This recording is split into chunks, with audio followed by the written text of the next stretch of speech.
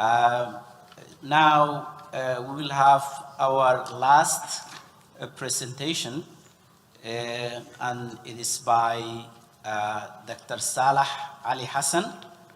The presentation title is Turkish Contribution to Human Capital Development in Somalia, a case of higher education in Mogadishu. Dr. Salah is currently the Dean of the Faculty of Computing of Symposium University. Also, he is the co-founder and the executive director of the Seven Institute for Research and Development. He acquired his PhD in Information Technology from Shinawatra University in Thailand. His research interests are in the area of business technology, software engineering, human factors in the development of safety critical systems, machine learning, and e-government systems. Welcome. I invite you to deliver your presentation, Dr. Salah. Thank you so much. Assalamu alaikum wa rahmatullahi wa barakatuh. I'm honored to participate in this international symposium. And first, I would like to thank the Excellency Ministers of both countries, Turkish and Somali, the Chairman, Board of African Development, the Organization Committee, organizers of this event, sponsors for providing opportunity to present my paper in this conference. After that, today I am here to share with you Turkish contribution to human capital development in Somalia by taking as a case study in higher education. So we did this research based on this symposium, and we focused on two main objectives. The first objective is that to investigate the financial accessibility of Somali youth who graduate the secondary schools, the financial accessibility to higher education, the fresh graduate students who graduated the secondary schools before Turkish government came to assist in Somalia in 2011. And our second objective is that to assess or investigate the effect of Turkish contribution on unemployment rate in Somalia. So to achieve these two objectives, we tried and conducted to collect the primary data. We used the primary data and both secondary data. The first one, you can see it's not easy to get the primary data in a short time of period when your target is the beneficiaries of Turkish scholarships. But fortunately, and we are thankfully, we give thanks to Somali Turkish Alumni Organization who helped us to give a data that's about number of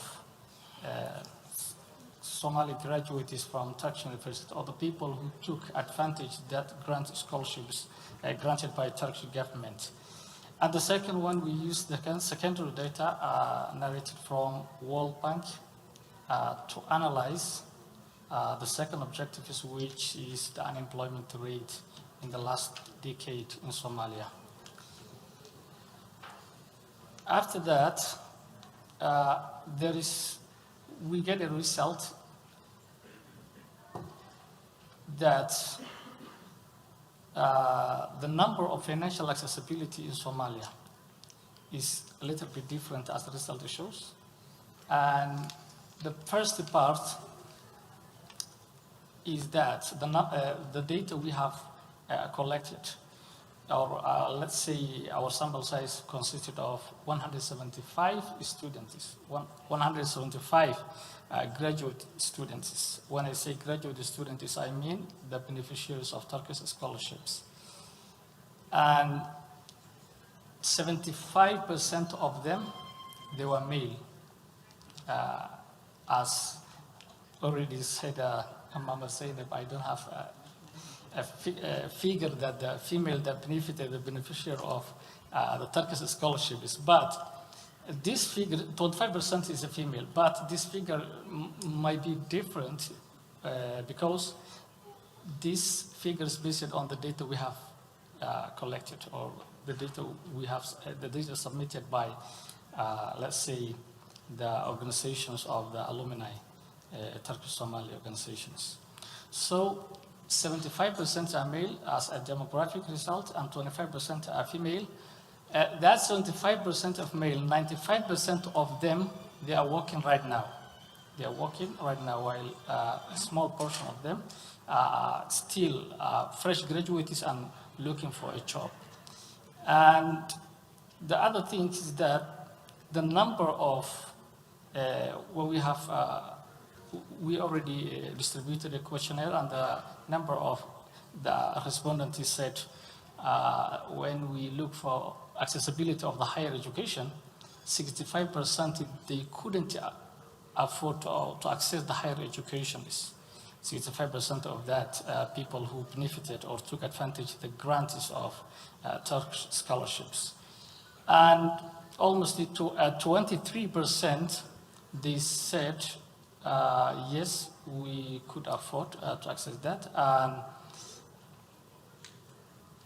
other 17% they said maybe we are not sure that we can access, but because they said they depend on their families. And that is the good. So when I'm saying 95% of that graduates are right now working, 45 of them, they work in academic, in higher education. They work in academic and higher education. I can give a good example. My university is called Symposium University, and almost in administrative, there are more than 10 persons who took advantage that grant scholarship is given by a Turkish government. For example, the deputy director of the university is graduate from Turkish universities.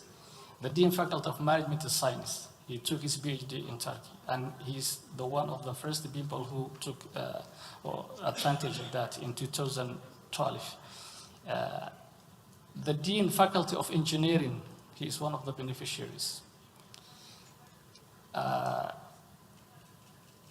The head department faculty of computer science is one of the beneficiaries of Turkish development. The head of admission and records is one of beneficiaries. The director of international relations, he's currently studying in PhD in Turkish.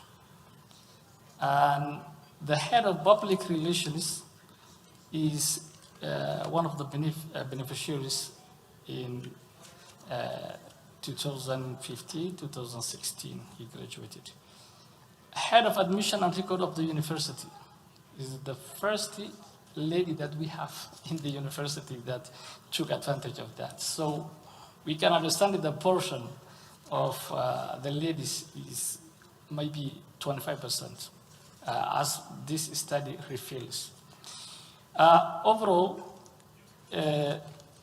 in my conclusion of this study, we reveal it that the contribution of Turkish scholarship in higher education is portion of, we cannot say 100% will support the human capital development, because human capital development consists of a lot of components, but in higher education is one component that we can say 65% of the people who took advantage of that scholarship grants didn't afford to access higher educations. And the result of that can be seen in the last decade, number of established new universities in Somalia. The research is not talking about the accreditation and the quality of the universities, but in job creation, because of a lot of people committed that they can establish what they have learned from Turkish, and then they will provide their society. And the other important to think that the study reveals is that the last decade of when we, where's the next please?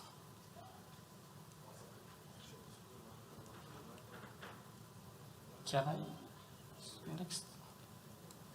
I would like to show you a graph. Next, next one. This is the demographic that I have already explained. So, okay. This is the portion ourselves. Yeah. The final one, this. Okay, that's all. Next slide, backslide. Backslide. Okay, I understand. Thank you so much. And this graph, Somali unemployment rate, that's the secondary data that we have referenced from the World Bank. So we analyze it. So you can see the line, the graph line from 2013, it declines up to 2019. And 2019, then a little bit, the line trend is upward, maybe because of the pandemic COVID-19 in the world. So.